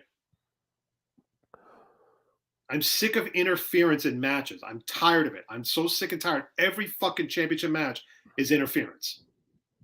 It's like, it's enough. Like, I've had enough of interference in matches. They ruin matches when they do that. And the problem also with AEW is, and I've said it before and I'll say it again, too much talent. Yeah. You have way too much talent on this roster. And the reason why I know that is because the match I was looking forward to probably the least was the Hangman Page Adam Cole match, because there was no buildup whatsoever to this match. There was no buildup. There was hardly anything because you had so much focus on CM Punk and MJF. Yeah. You had so much focus on Mox and Danielson. I didn't even think that match was good. It wasn't great, but I thought it was good. Well, you know what that match, like, because that was one, I only watched 3 matches. I watched the last 3, and I thought it was a good match. And then the way it ended. Now, I'm not talking about with Regal coming out. I'm talking about, like, I was like, that's how the show's going to end like that? Like, it didn't make any sense. And then when Regal came out and with all that stuff, I'm like, oh, okay, now it makes complete sense of why it ended like that. And I thought Regal coming out was definitely boosted up the match a lot. But I thought the match was good. I wasn't blown away by it, but I thought it was good. I thought the triple threat tag team match was probably one of the best matches of the night. And the crazy part is the one match that I was like, yeah, I'm surprised it's on the card, the 6-man with Sting and Darby Allin against Andrade, Matt Hardy, and the dude from Private Party. That match was crazy good. Dude, Sting fucking going through 2 tables? Are you kidding me? I was going to say, I didn't think it was a good match, but it was only a good match because there was just a ton of good spots in it. Like with that, with Isaiah Cassidy did something really cool. It was just a bunch of cool spots in it. But it's like, now look what happens. You have all of a sudden now you have Swerve Strickland coming into AEW, and now you have Jeff Hardy coming to AEW. You have too much talent. There's not enough to go around to do a show. Like Keith and I were talking about this, and Keith made a good point because Keith had said, you know what? I like it because every week you don't get the same shit, right? And he's not wrong. He's 100% right. And that's cool. And he makes a good point. It keeps it fresh. But here's my problem with it.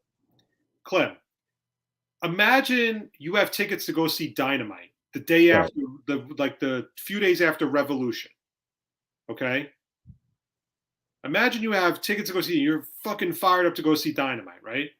And you're like, oh man, I can't wait to see what MJF's going to say about the match. Or I can't wait to see what Punk is going to say. And neither one of them are there. Mm-hmm. Like, it's like when I pay my money, I want to see CM Punk. I like the other wrestlers on the roster, but I want to see CM Punk. I want to see MJF. I want to see Hangman Page and Adam Cole, kind of thing. You want to see the superstars. So I thought it was overall a good show, but I think AEW is suffering from just too much talent. WWE has a lot of talent, but they just don't use it. AEW has too much talent, and what you're seeing is guys start getting lost in the shuffle. And I think, and you equated to this a while ago, that guys are getting lost in the shuffle, and this was the problem with WWE, that when they had all this talent that's on AEW, they didn't use them correctly. It kind of was like pistol. It's like, well, what the fuck? You got a guy like John Moxley who's awesome, and then it not being used right. A guy like Miro. The list goes on and on and on and on and on. But now they're over in AEW, and we're all thinking, oh yeah, this is their time. But the more that keeps coming, it's like now you're getting lost in the shuffle. I think that now I will say I've been on the record saying more tag teams and more factions. I'm all for it. Now it's like getting too much to a point. Like now that Jericho is starting another faction, the Hardy Boys are back together. I mean, granted, I love the Hardy Boys, but it's just like the thing is, like, I didn't even know Matt Hardy had a faction before yesterday. Yeah, I had no idea he had a faction. I swear to God. But I mean, again, it's like, but now here's an interesting kind of thing. So basically, what you're setting up now is a Wardlow MJF feud, right? Mm-hmm. That's going to be the next feud. But the thing is, if MJF loses another feud, it's going to look bad for him. Right. Whereas Wardlow now needs to beat MJF to get over. You've inadvertently written yourself into a bit of a trap. I mean, notice how you don't see Ruby Soho anymore competing in the women's division. She's on, but it's like, I don't know what it is, but there's something like I'm not loving about AEW the way other people do. I still like AEW. I think it's still a better product right now, but I get what you're saying. I understand what you're saying. Like, I really like Jurassic Express. They're one of my favorite tags. I love Jurassic Express. I love Luchasaurus. I'm a huge fan of Red Dragon, of course, because I love Bobby Fish and Kyle O'Reilly. The ladder match for the ring, I thought that was a great ladder match. Like Keith Lee literally freaking shot put at Orange Cassidy. Saw that. Right? But Keith Lee's another guy. Like, what are your plans for Keith Lee? Yeah. Keith Lee was a guy who was terribly underused in WWE. What are you going to do with him in AEW? Exactly. Of course, it was reported yesterday that Miro just signed a new extension with them. Great. What are you going to do with him? See, like, they're just, I think they're going to run into a wall pretty soon. Like, why do you need to sign Jeff Hardy? Yeah. What is Jeff Hardy going to do for you? And the thing is like, look, of course they're going to like working at AEW. They only work once a week. They work once a week for 2 hours, and sometimes these guys don't work at all. But I'm sure they have guaranteed contracts whether they get there or not. Exactly. But the truth of the matter is, like, I thought it was a really good show. I thought Revolution was a really good show, but there's a few issues. Number one, again, I think their women's division is garbage. And I texted this to Keith, and I'm standing by my word. The woman that's going to break Jade Cargill's record, guaranteed, is Paige Van Zandt. Oh. I'm so convinced of that because AEW is another fucking federation that thinks Dan Lambert and American Top Team is this incredible faction, and they suck. They absolutely suck. And Ethan Page is completely wasted in that faction. Look, we're UFC guys. Like we like the UFC. We love when we have Icon and everything. But you don't need to cross over WWE wrestling and UFC. You just don't need to do it. It's not needed.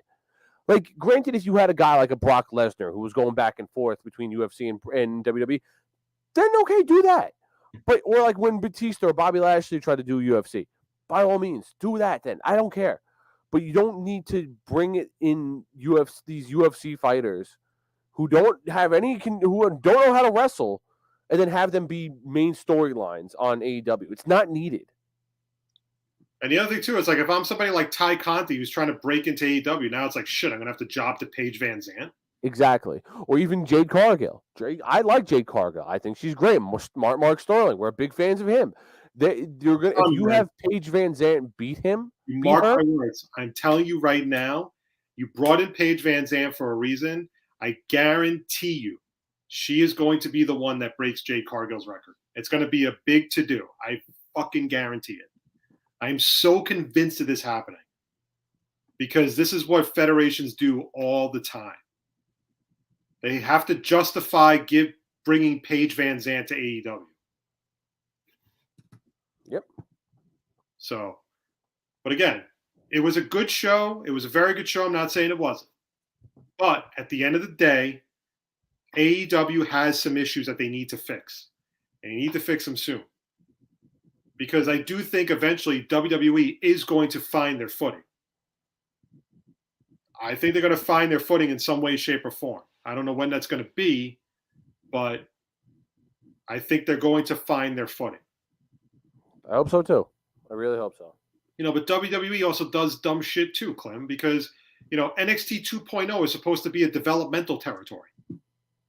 And now all of a sudden, your two champions are veterans of Raw and SmackDown. So where's the development here? Yeah. Why is Mandy Rose still the women's champion? Why'd you make Dolph Ziggler the champion in NXT? Terrible. And then you bring Braun Breaker up to the main roster because, of course, you got to force him down everyone's throat. I mean, I don't get it, man. Like, I don't understand what Vince is smoking these days. Terrible. I really don't. Absolutely fucking terrible. Like, I don't know what Vince is smoking, man, but it's bad. It's pretty fucking bad. It was like you built up this thing about the Madison Square Garden show last Saturday. Yeah. Built it up like, oh, keep an eye on the Garden tonight. Going to be crazy, whatever. And what happens? Lesnar, the guy who's going to fight Lesnar, that Heyman picked to fight Lesnar, is fucking Austin Theory. Like, I was going to say, I was really tempted to go. The way they built, like you just mentioned, the way they built it up, I was very tempted to go. I'm like, oh, let me see what happens here. Not that I didn't think like Stone Cold or like Cody Rhodes were going to come out, but it's just like they built it up so much. I was like, oh, maybe I'll go see the show on like a last second whim. I'm glad I didn't because I heard it sucked. So, but again, I think, the problem is also, I think that Tony Khan is getting very big into, because he wants to beat Vince McMahon so bad, and that's kind of like with Eric Bischoff. That's what ultimately crushed Eric Bischoff in WCW. Right. Because they were so eager to beat him so bad that all they kept doing was peddling everything around the NWO, which ultimately led to their downfall. Right. AEW's got a lot of variety, but at the end of the day, like I said, you have too much talent. So you're going to have weeks where you don't have Adam Cole on. Remember for a while, think about it, remember on the very first episode of AEW when the Inner Circle formed? And it was Hager and Santana and Ortiz and Guevara? You didn't really see Santana and Ortiz for a while.